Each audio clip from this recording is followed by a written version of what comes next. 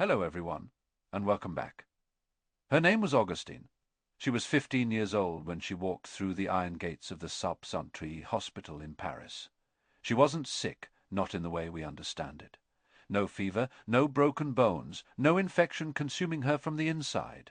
Her illness was something far more nebulous, far more convenient for the men who would become her keepers. Augustine was troubled. She'd been traumatized, assaulted by a man she was supposed to trust. The aftermath left her with seizures, convulsions, a body that rebelled against a world that had betrayed it. But in 1875, they didn't call it trauma. They didn't have a language for that kind of wound. Instead, they gave her a different label, a diagnosis that was both a verdict and a cage. They called her a hysteric. And in that single word, her story, her pain, and her very identity were stolen from her. She became a specimen, a living exhibit for the most famous neurologist in all of Europe, Dr. Jean Martin Charcot. He saw her not a wounded girl, but a perfect example of the female malady, the great shadowy illness that seemed to explain everything and nothing about women. It is the story of millions of women across a century. Women who were told their thoughts were symptoms, their ambitions were pathologies, and their desires were signs of a deep-seated madness. It's the story of a disease that was never a disease.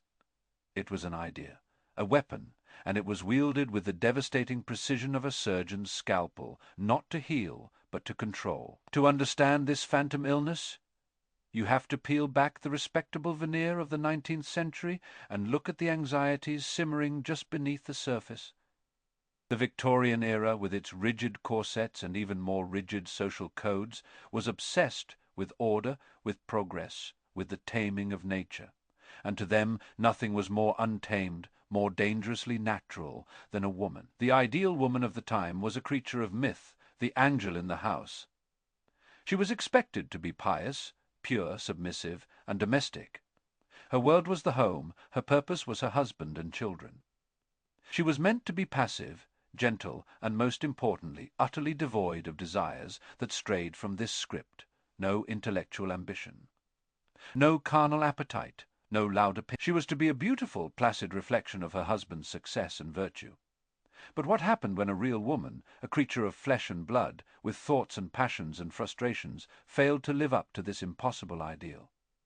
What happened when she felt trapped, bored, angry? What if she read too many novels and got ideas? What if she didn't want the husband her father chose for her? What if she felt the spark of sexual desire? In the rigid world of the Victorians, these weren't seen as normal human experiences. They were symptoms, they were glitches in the delicate female machinery, and medicine, with its shiny new scientific authority, had the perfect name for this malfunction: hysteria. The diagnosis was a masterpiece of circular logic. A woman was hysterical because she wasn't acting like a proper woman, and the proof that she wasn't a proper woman was that she was hysterical. It was a diagnosis that could mean anything, literally anything. A list of symptoms for hysteria, published in 1888, reads like a catalogue of the human condition itself. Faintness, nervousness, insomnia, fluid retention, shortness of breath, irritability, loss of appetite, and, my personal favorite, a tendency to cause trouble. Did you laugh too loudly? Hysteria.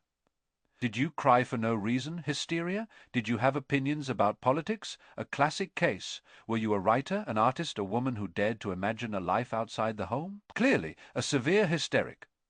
The diagnosis became a vast, sprawling net capable of catching any woman who swam against the current.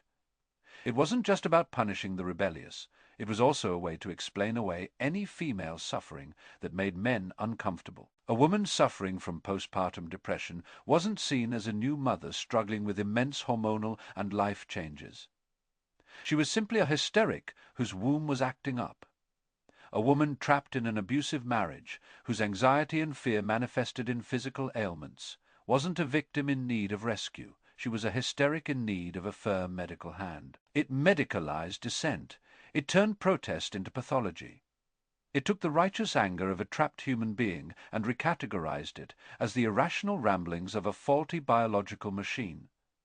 It was a brilliant, terrifying tool of social control wrapped in the unimpeachable authority of a doctor's white coat. The word itself, hysteria, tells you everything you need to know about its foundation. It comes from the Greek word hystera, meaning uterus. The ancient Greeks, all the way back to Hippocrates, believed that a woman's womb was not a fixed organ. They thought it was a free-floating creature, an animal within an animal that could wander around the body if it became lonely or light. If the womb wandered upwards, it could press against the lungs and diaphragm, causing shortness of breath and a feeling of suffocation. If it drifted elsewhere, it could cause paralysis, seizures, or emotional outbursts. The cure? Well, to lure the womb back to its proper place, you had to use pleasant smells near the vagina, and foul, smelling substances near the nose. Alternatively, marriage and pregnancy were prescribed to give the womb its purpose and keep it anchored. For over 2,000 years, this idea, in one form or another, persisted. The suffering of women was tied directly to their anatomy, a biological flaw inherent in their sex. The Victorians, of course, saw themselves as enlightened men of science. They scoffed at the comical idea of a wandering womb. They had microscopes and stethoscopes. They were mapping the brain and charting the nervous system, so they gave the old idea a modern facelift. The problem wasn't a roving organ, they declared, but a woman's inherently weak and unstable nervous system, which was, naturally, governed by her reproductive organs. It was the same ancient prejudice dressed up in new, scientific language. The womb was no longer literally wandering, but its influence still cast a long, dark shadow over the entire female mind and body. Nowhere was this new scientific theatre of hysteria more grandly staged than at the Salpêtre Hospital in Paris. And its ringmaster was Dr. Jean Martin Charcot. Charcot was a superstar of 19th century medicine, the Napoleon of the neuroses. He was a brilliant anatomist, a keen observer, but he was also a showman. His Tuesday lectures were the hottest ticket in Paris. The lecture hall would be packed with doctors, students, artists, and society figures, all eager to witness the spectacle. And the stars of the show were his hysterics. Women like Augustine. Under hypnosis, Charcot could seemingly turn their symptoms on and off like a switch. He would provoke dramatic seizures, contortions, and paralyses, all for the education and entertainment of his audience. He catalogued the stages of a classic hysterical fit with the precision of a botanist classifying a new species of plant. There was the epileptoid phase with its violent thrashing. Then the grand movements, where the patient's body would bend into impossible, acrobatic shapes, most famously the arc and circle, where she would arch her back so severely that only her head and heels touched the bed. Finally came the passionate attitudes phase, where the women would act out scenes of terror, ecstasy, or rage. It was medical theatre of the highest, most disturbing order. The women, often poor and with nowhere else to go, became living mannequins for his theories. Their trauma was his performance. Charcot believed he was mapping a genuine neurological disease. He thought the symptoms were as real and involuntary as a reflex. But what he likely failed to grasp, or perhaps chose to ignore, was the immense power dynamic at play. These women were trapped. Their survival in the asylum depended on pleasing the great Dr. Charcot. He was looking for hysteria, and so they gave it to him. They performed the illness he expected to see, perhaps unconsciously at first, their bodies twisting to match the shapes in his textbooks. They were not faking their suffering, not at all. Their pain was real. But the form it took was a desperate, unspoken dialogue with the man who held their entire world in his hands. While Charcot was putting hysteria on the public stage in Paris, a quieter, more insidious form of treatment was being perfected in America. Its chief architect was Dr. Silas Weir Mitchell, a Philadelphia neurologist who treated the fragile nerves of the upper class. His creation was called the rest cure, and on the surface it sounded benign, even pleasant. But for the women who endured it, it was a form of psychological torture, so profound it drove many to the brink of insanity. The rest cure was prescribed to women suffering from hysteria, neurasthenia, or general nervous exhaustion, diagnoses that were often given to women who were creatively or intellectually ambitious. Women like the writer Charlotte Perkins Gilman, who after the birth of her daughter fell into a deep depression. She was a vibrant, brilliant mind. But her doctor saw only a sick woman. He sent her to Ware Mitchell. Mitchell's prescription was absolute. The patient was to be confined to bed for 6 to 8 weeks. She was not allowed to sit up, to feed herself, to sew, to read, to write, or even to hold a pencil. She was to be utterly isolated from friends and family, with only a nurse for company. Her mind, which Mitchell believed was the source of the trouble, was to be starved of all stimulus. He wrote, "I do not permit the patient to read, and it is better to allow of no writing, at first not even to the extent of a letter." The goal was to break the woman's will, to empty her of her own thoughts and personality, rendering her a passive, empty vessel ready to be refilled with the proper dosa. While her mind was being starved, her body was force. Fed, nurses would bring trays of rich, heavy food, milk, cream, eggs, beef, every few hours, feeding the patient by hand if necessary, with the goal of making her gain 50 pounds or more. Mitchell believed that a plump body created a placid mind. It was a regression to infancy, a complete surrender of autonomy. And when the patient inevitably resisted, when she grew frustrated, angry, or more depressed from the crushing boredom and isolation, this was not seen as a natural reaction to an unnatural situation. It was seen as further proof of her hysteria. Her rebellion confirmed the diagnosis. Charlotte Perkins Gilman endured the rest cure for a month. Ware Mitchell's final advice to her was to live as domestic a life as possible, have your child with you all the time, and never touch pen, brush, or pencil as long as you live. He was essentially prescribing a cure that was an intellectual death sentence. Gilman went home and tried to follow his orders. She wrote later that she came so near the borderline of utter mental ruin that I could see over. It was this experience, this glimpse into the abyss, that became the raw material for her masterpiece. The Yellow Wallpaper is not just a ghost story, it's a survivor's testimony. It's a coded account of what the rest cure felt like from the inside. The story is told through the secret diary of a young woman whose husband, a physician, has prescribed a rest cure for her temporary nervous depression. He rents a colonial mansion for the summer and confines her to a room at the top of the house.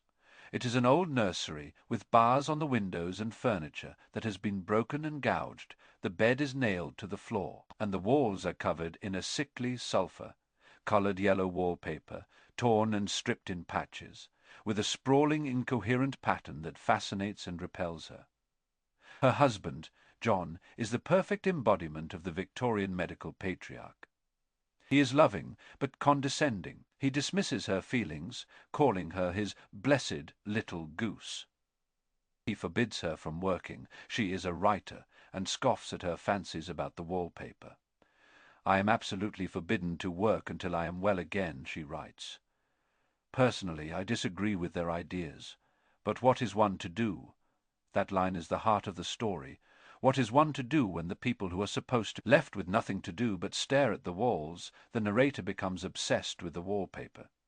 Its pattern begins to move, to come alive. She sees a figure behind the main design, a stooping woman, trapped, shaking the bars of the pattern, desperate to get out. As the narrator's mental state deteriorates, her connection to this trapped woman deepens. She sees her creeping around the garden in the moonlight. She begins to believe she is the one who must free her. The story is a slow, methodical descent into madness, but it's a madness born of confinement. The cure is the disease. In the story's terrifying climax, the narrator locks herself in the room and begins to tear the wallpaper from the walls to free the woman trapped behind it. When her husband finally breaks down the door, he finds her crawling on the floor, circling the room, pressing her shoulder against the wall. "I've got out at last," she says, "in spite of you and Jane, and I've pulled off most of the paper, so you can't put me back." She has become the woman in the wallpaper. She has achieved a kind of liberation, but at the cost of her sanity. Gilman wrote the story not as a piece of fiction, but as a warning. She sent a copy to Ware Mitchell. She never heard back, but she later learned that he had altered his treatment methods after reading it. It was a small victory, but a profound one. It was a case of the patient healing the doctor, of a story changing the course of medicine. It proved that the pen could be mightier than the prescription pad. If the rest cure was the quiet, private face of hysterical treatment, the public face was far more invasive. For the Victorians, the link between hysteria and female sexuality was an open secret, a topic of immense fascination and fear. Doctors acknowledged that sexual frustration could be a cause of hysterical symptoms, but this was the Victorian era. Direct discussion of female desire was taboo, so they developed a euphemism. A woman suffering from the build-up of nervous energy needed a pelvic massage. This was a clinical procedure performed by a doctor intended to relieve the patient's symptoms by bringing her to a hysterical paroxysm. We would call it a manually induced orgasm. For the doctors, this was a tedious, time-consuming chore. The physician Rachel Maines, in her book, The Technology of Orgasm, notes that doctors complained about the physical effort involved. It could take over an hour of manual stimulation to bring a patient to climax, leaving the doctor with an aching hand and a busy waiting room. The work was physically demanding and, from their perspective, utterly unrewarding. It was purely a mechanical task to release pent-up energy, like bleeding a patient to release bad humors. There was a clear market demand for a more efficient solution, and where there is demand, innovation follows. In the late 1880s, a British physician named Joseph Mortimer Granville invented the first electromechanical vibrator. He called it the percussor. It was a large, cumbersome device, initially powered by steam, and it was designed specifically to speed up the process of inducing a hysterical paroxysm in patients. It was a medical tool sold to doctors to make their practice more efficient. It worked. It could bring a patient to climax in under 10 minutes. Soon, vibrators became they even appeared in home use catalogues in the early 20th century, marketed as general purpose massagers for relieving all sorts of aches, pains, and nervous tension. Ads in popular magazines showed women happily applying the device to their foreheads or backs. The subtext, however, was clear. This was a socially acceptable way for a woman to manage her own hysteria in the privacy of. It's a bizarre and telling chapter in medical history. A device now synonymous with sexual pleasure began its life as a cure for a disease invented to pathologize that very same pleasure. It was a paradox that perfectly captures the twisted logic of the era. They feared female sexuality so much they medicalized it, and in doing so accidentally created the first modern sex toy, putting the power of the cure directly into women's hands. For women whose hysteria was deemed too severe for a rest cure or a pelvic massage, there was a final destination, the asylum. These institutions were often vast, Gothic buildings set on the outskirts of cities, places where inconvenient people could be sent and forgotten. While some were run with benevolent intentions, many became little more than human warehouses.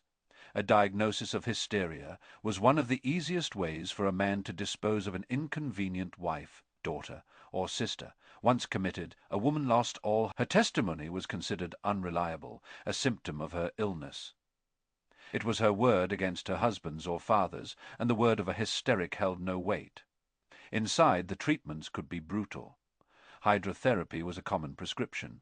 This could involve being wrapped in ice, cold wet sheets for hours, or being subjected to high, pressured jets of water, powerful enough to knock a person off their feet. The shock to the system was believed to reset the frayed nerves. Other treatments were even more terrifying. In the most extreme cases, surgery was seen as the only answer. Since the problem was believed to originate in the reproductive organs, removing them was the logical, if barbaric, conclusion. Ovariotomies, the removal of the ovaries, were performed on thousands of women diagnosed with hysteria. The belief was that if you removed the source of her instability, you would cure the woman. Of course, this often did nothing to address the root causes of her distress. The trauma, the confinement, the lack of agency. In some cases, the surgery itself, with its high risk of infection and complications in a pre-antibiotic era, was a death sentence. A more targeted and less invasive, but equally horrific, procedure was the clitoridectomy, the surgical removal of the clitoris. The leading proponent of this surgery was the London surgeon Isaac Baker Brown. He believed that masturbation was a primary cause of hysteria, insanity, and a host of other nervous disorders in women. By removing the clitoris, he argued he was removing the source of the temptation and curing the disease. He performed hundreds of these operations in the 1860s, often without the patient's knowledge or consent, claiming miraculous success rates. For a time, he was celebrated. But eventually, the medical establishment turned on him, not because they found the procedure itself abhorrent, but because he was seen as a self-promoting quack who brought surgery into disrepute. He was disgraced and expelled from the Obstetrical Society of London. But the practice didn't entirely disappear. The fact that it was ever considered a legitimate medical treatment speaks volumes about the era's view of female sexuality. It was a dangerous pathological force that had to be contained, controlled, and if necessary, surgically excised.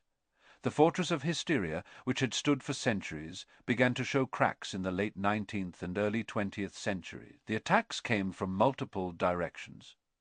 One of the most significant came from within medicine itself, from a student of the great Charcot. His name was Sigmund Freud. Freud began his career as a neurologist, and like everyone else, he was fascinated by hysteria. He traveled to Paris to study with Charcot and was initially a true believer. He used hypnosis and saw the same dramatic performances his mother. But Freud started to notice something Charcot had overlooked. He started to listen to his patients. In Vienna, working with his colleague Joseph Breuer, he encountered the famous case of Anna O., a young woman with a classic and severe case of hysteria, including paralysis, coughing fits, and disturbances of vision. Breuer found that when he hypnotized her and encouraged her to talk about the origins of her symptoms, the symptoms themselves would temporarily disappear. She called it the talking cure. This was a revolutionary idea. It suggested that the cause of hysteria was not a wandering womb or a faulty nervous system, but a psychological wound, a repressed memory, a forgotten trauma. The body, Freud theorized, was acting out a story the mind could not bear to remember. This was the birth of psychoanalysis. Freud shifted the focus from the body to the mind, from the uterus to the unconscious. Now, Freud was by no means a feminist hero. His theories were deeply rooted in the patriarchal assumptions of his time, with concepts like penis envy and a focus on sexual repression. But by arguing that hysteria was a mental, not a physical, affliction, he inadvertently gave women's experiences a new kind of validity. Their suffering wasn't just random biological noise. It had a story, a meaning. The talking cure, at its best, was the exact opposite of the rest cure. One sought to silence the patient, the other sought to let her speak. It was a crucial first step in dismantling the old model. While Freud was exploring the inner world of the mind, the outer world was about to change in a way that would deal a fatal blow to the concept of female hysteria. In 1914, the guns of August roared across Europe, and the continent plunged into the unprecedented horror of the First World War. Young men, raised on stories of heroic cavalry charges and glorious combat, were instead thrown into the industrialized slaughterhouse of the trenches. They endured endless shelling, the constant threat of death, the sight of their friends being blown to pieces. And their minds broke. Soldiers began appearing in field hospitals with symptoms that were eerily familiar. Some were struck blind or deaf, with no physical injury. Others developed uncontrollable tremors, paralyses, or the inability to speak. They had nightmares and fits of terror. The army doctors were baffled. These were men, brave soldiers, not delicate, weak-willed women. They couldn't possibly have hysteria, so they invented a new name for it. They called it shell shock. Initially, they believed it was a physical injury caused by the concussive force of exploding shells rattling the brain. But they soon realized that men who had never been near an explosion were developing the same symptoms. The cause was psychological. It was the unbearable horror of modern warfare. The parallels were impossible to ignore. Men under extreme stress were exhibiting the exact same symptoms that had been used for centuries to define women as inherently weak and unstable. This shattered the biological argument for hysteria. If men could have it, it couldn't be caused by the womb. It couldn't be a uniquely female malady. the experience of shell shock forced the medical community to finally accept that severe psychological trauma could manifest as physical illness. In anyone, regardless of gender, the diagnosis of hysteria for men was still rare. It was often framed as cowardice or malingering, but its appearance on the battlefield was the nail in the coffin for the old Victorian model. At the same time, another revolution was taking place. The first wave feminist movement was gaining momentum. Women were chaining themselves to railings, going on hunger strikes, and demanding the right to vote. They were fighting for access to education and the professions. These were the very women the Victorians would have diagnosed as hopelessly hysterical. The suffragettes directly challenged the myth of the angel in the house. They were not passive, submissive, or delicate. They were organized, strategic, and brave. They refused to be defined by their biology. They argued that women's nervousness and instability were not the result of a faulty uterus, but the logical consequence of a society that denied them opportunities, suffocated their intellect, and trapped them in powerless positions.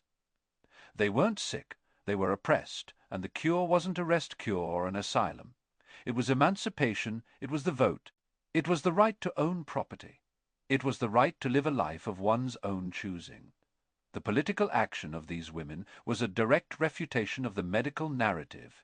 Every speech they gave, every window they broke, every day they spent in prison for their cause was an act of defiance against the doctors who had tried to label their ambition as a disease. They weren't just fighting for political rights. They were fighting for the right to define their own reality, to own their own minds. They were freeing the woman from the wallpaper, not by tearing the paper down, but by breaking down the walls of the house itself. The rise of feminism and the trauma of the Great War worked in tandem. One exposed the lie from a political and social perspective, while the other exposed it from a medical. The diagnosis of hysteria, once the most common affliction in the Western world, began to vanish from medical textbooks. By the mid-20th century, it was gone. But did it really disappear? Or did it just change its name? The term hysteria is no longer a clinical diagnosis. It is a relic, a ghost from a misogynistic past. But the underlying assumption, the tendency to dismiss women's pain, to psychologize their physical symptoms, and to label their emotions as irrational, has proven to be remarkably resilient. For decades, women who suffered from the debilitating pain of endometriosis were told it was just bad cramps, that it was all in their heads. It took an average of 7 to 10 years to get a correct diagnosis. Women's heart attack symptoms, which can differ from men's, have historically been misdiagnosed as anxiety or indigestion. Autoimmune diseases, which disproportionately affect women, are notoriously difficult to diagnose, with patients often being told they are simply stressed or depressed, and consider modern psychiatric labels. Conditions like borderline personality disorder are diagnosed far more frequently in women. Its symptoms include emotional instability, intense and unstable relationships, and frantic efforts to avoid abandonment. How different is that, really, from a tendency to cause trouble? It is not to say these conditions aren't real or that people don't genuinely suffer from them. But we have to remain critical of how these labels are applied, and whether a gender bias still lurks within the diagnostic manuals. The ghost of hysteria lingers in the subtle ways a woman's testimony might be questioned in an emergency room, in the way a man's anger is seen as powerful, while a woman's anger is seen as powerful, while a woman's anger is seen as unhinged. The story of hysteria is not just a dusty piece of history, it is a cautionary tale. It's a stark reminder that medicine is never practiced in a vacuum. It is always shaped by the culture, the politics, and the prejudices of its time. Science can be a powerful tool for liberation and healing, but it can also be used to reinforce the status quo, to give the old biases a new authoritative voice. The fight that Augustine started in her hospital bed in the Saltpetre, the fight that Charlotte Perkins Gilman waged with her pen, the fight the suffragettes took to the streets, is a fight that continues today. It's the fight to be heard, to be believed, and to be seen not as a collection of symptoms or a walking diagnosis, but as a whole and complex human being. The disease was never in the womb or the nerves. It was in the society that saw a woman's power as a pathology and her freedom as a threat. and that is a disease we are all still working to cure. That is all for today. If you enjoyed this journey into the unknown, be sure to like and subscribe for more. Thanks for watching, and we'll see you in the next one.